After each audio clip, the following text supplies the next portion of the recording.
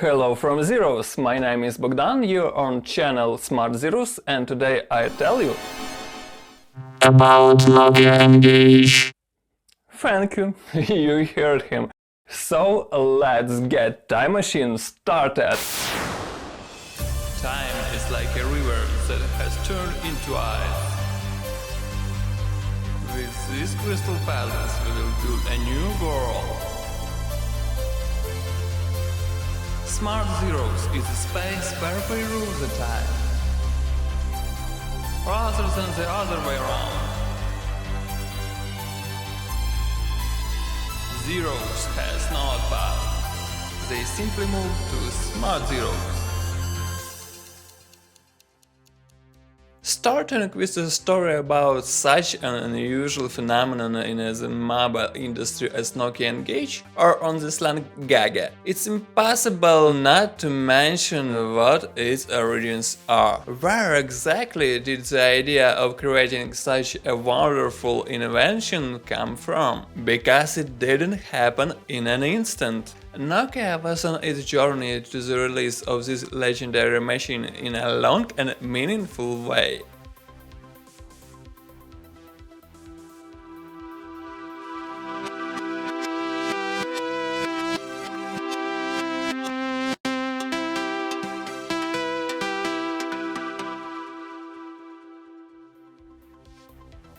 Well, let's start with the cover. The N-Gage form factor was inherited from 5510 and 3320.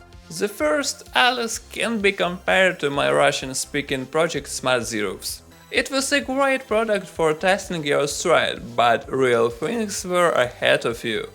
So, in 2001, a very interesting idea to combine a phone and an MP3 player spiced on top with a full-fledged QWERTY keyboard was not appreciated by the market, and production of these devices was stopped rather quickly.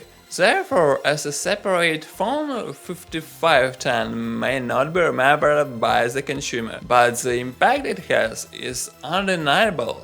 In general, it's hard for me to convey my admiration for Nokia, because at the time it was very much experimental and enthusiastic about innovation in the world of mobile phones. A year later, after analyzing all the shortcomings of the previous model, the things were not discouraged but continued to experiment. This time the creation came out even more interesting, both in terms of functionality and appearance. Black and white screen changed color, and QWERTY keyboard gave its place to the originally executed usual. This made the device look like a gaming console. The coloring became more colorful and the machine became vividly expressed for youth. Demand for 3320 was already higher than 5510. And so, since the improvement, having had enough training on these two models, insatiable to everything unusual, especially design, Nokia began to work on the embodiment of their most daring fantasy, N-Gage. In 2003, as rock and roll in the middle of the last century, it loudly and boldly burst into the quiet steppe of mobile technology.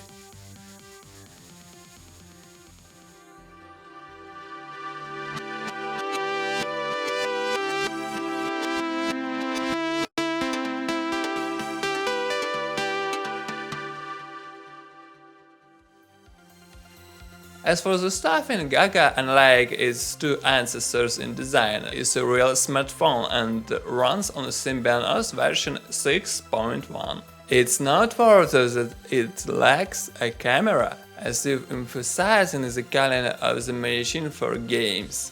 This is confirmed by the huge amount of RAM, as much as 16 megabytes, of which 11 are free at the start of the device. I can already hear the laughter of modern school children. In other smartphones from the Finns, if we don't take into account QD, the same thing will appear only 2 years later. The device has 4 megabytes of memory built into it. The slot for MMC or RS MMC cards is also available to the user, but the battery must be removed to reach it. I recommend 512 MB as the optimal size and a gigabyte as the maximum, because with a larger one you may experience slower reading speeds and other problems. And half a gigabyte is enough for a dozen of the puffiest exclusive platform releases. The heart of Nokia N-Gage is a 104 MHz processor that can be easily and painlessly accelerated to 140–149. That's more than enough for the heaviest games.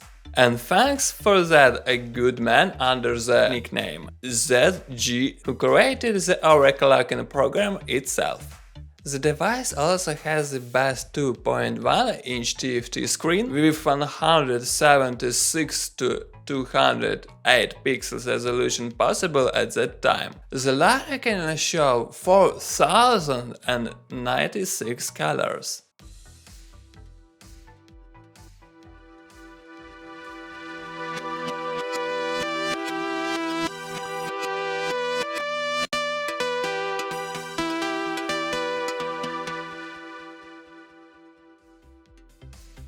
Yes, so we have come to the point that many, I dare say, have been looking for or waiting for in this review. I'm not going to call this a talking function, I'm going to get down to business. Probably even guys who were born later than the previously mentioned meme understand that N-Gage games this device pulls on cheers. I see no reason to focus on them in this material because they are devoted to the largest section on the Smart Zeros channel where I parse each in detail. Who else is not familiar with them but wants to hear something from me now? I'll just say, guys, drop everything, diploma, report, homework and run to see these reviews. For if you haven't seen N-Gage games, then why do you have to do such a complicated activity as living alive? That's what I mean. So you have a little less than no choice. I would also like to note the convenience of the keyboard of the smartphone itself. Since the company Nokia, this device was openly positioned not as a means of communication and the gaming console. To the development of type of control, here has dedicated a lot of time. And not for nothing, because playing with it is really very comfortable. It becomes even more relevant when you want to play games from other platforms. Simply adjust the emulator's control keys and you'll be able to experience the regeneration of the world's famous giants such as Nintendo Entertainment System, Sega Mega Drive, ZX Spectrum, Nintendo Game Boy and others in a new format. Even the original Doom and a dozen or so computer bestsellers can come to your attention with the WAD emulator. In addition, don't forget that Gaga supports Symbian games and the Java platform. I will only say that unfortunately not all games from Symbian will be possible to play. However, this is not always the case. For example, one of the latest major SIS releases called 7 Days supports N-Gage too.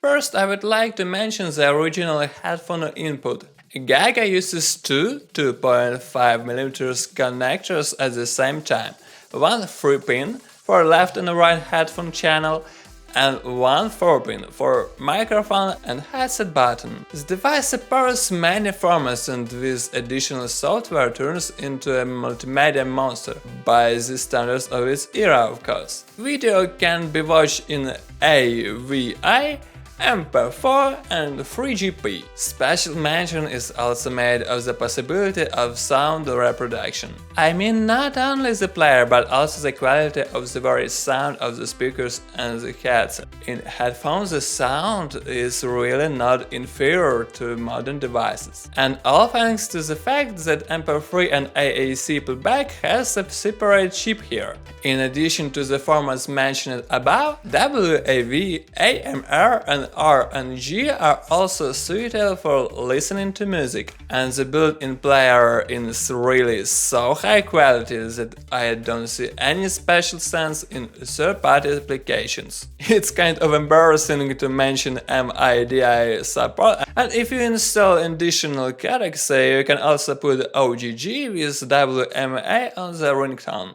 It's also possible to record from the line input in AAC 128 kilobit stereo format. In the same format, you can record from your favorite station via the built-in FM player. I don't know about you, but I'm creating this material right now and I'm thinking, oh, I wish I had such opportunities in 2003. I would.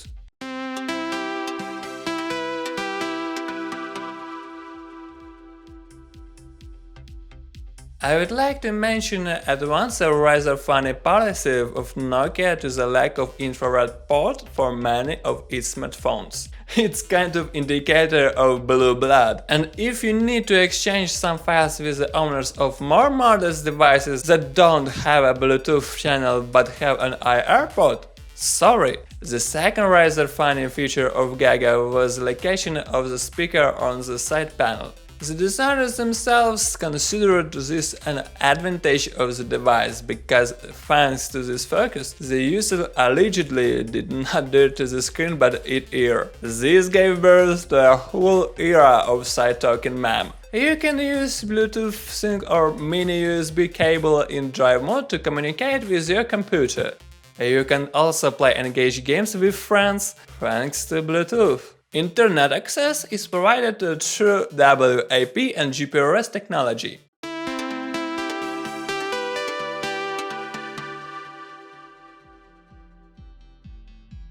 Since it's unlikely that anyone today will buy this legendary device as a means of communication, I will evaluate its autonomy in a special way. It's impossible to play games with friends via Bluetooth the whole day without recharging, but a few hours is quite real. If you need to go to the jungle for a few days and bored without your favorite N-Gage, the problem is solved by a removable battery by buying a few ones so you can safely go on a trip.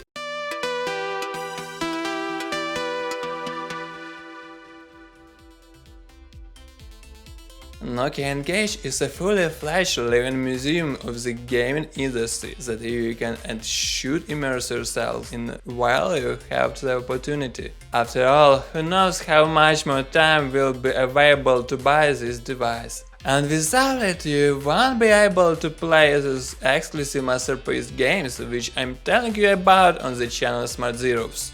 So the choice is yours. Let's make N-Gage great again together!